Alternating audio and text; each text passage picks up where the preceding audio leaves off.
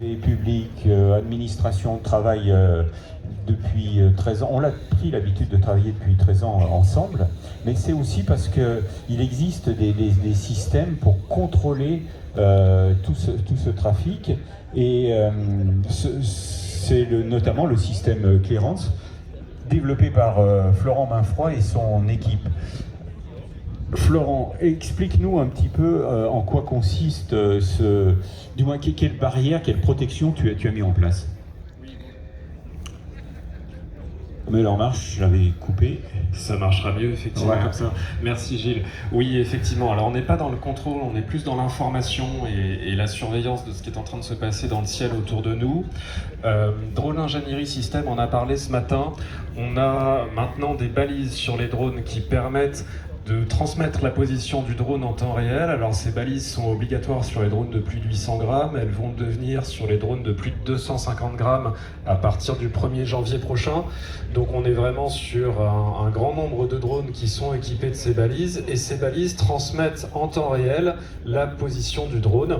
Alors elles peuvent être ajoutées aux drones qui n'en sont pas pourvus, ou elles peuvent être nativement intégrées dans les drones, et on a vu effectivement les drones de drone ingénierie système tout à l'heure évoluer au-dessus du terrain de jeu ici, en même temps qu'on voyait les avions au décollage, à l'atterrissage, qui passaient autour et qui changeaient de couleur selon la proximité qu'ils entretenaient avec le drone. Donc ici on est sur quelque chose qui est bien organisé grâce au travail de Nicolas, tu le mentionnais, en partenariat avec la DGAC, des SAC, des SNA.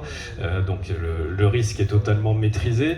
Néanmoins, on voit cette proximité qui peut être transmise au télépilote en temps réel pour l'avertir des zones de trafic qu'il n'aurait pas repéré visuellement ou auditivement, pour lui permettre de savoir à quelle distance se trouve l'avion qu'il a repéré visuellement et dont il ne connaît pas exactement ni la direction ni la vitesse, et lui permettre de poser son drone en toute sécurité avant que ça devienne un petit peu trop compliqué.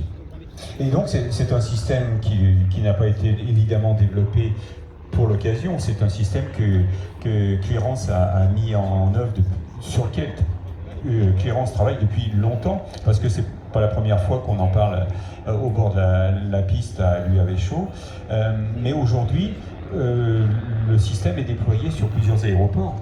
Voilà, alors le système de gestion des vols de drones de Clearance est déployé sur une grosse cinquantaine d'aéroports, dont celui de Bordeaux-Mérignac pour la gestion des demandes d'accord. Là, ce qu'on vient ajouter en plus, c'est la détection en temps réel qui est pas déployée dans les aéroports. C'est pas forcément un souhait du contrôle aérien que de voir les positions des drones en temps réel. En revanche, ce sont des services qui vont devenir très utiles et même indispensables dans le cadre du U-Space. On a donc cette détection du trafic aérien habité qui va être communiqué au télépilote pour lui permettre d'effectuer la séparation, et donc cette connaissance de la position des drones entre eux pour éviter que deux drones trop proches l'un de l'autre ne se gênent. Voilà, donc là on voit à l'écran la plateforme Clearance avec le tracking en live. La grosse difficulté de ce tracking, de cette surveillance, c'est que tous les appareils ne sont pas équipés. Donc là on voit en vert des liners qui sont au sud de Bordeaux. En revanche, lui, effectivement, n'est pas équipé des technologies qu'on a déployées aujourd'hui pour la surveillance. Il peut peut-être équipé d'autres technologies parce qu'il y a un certain nombre de technologies qui sont en concurrence.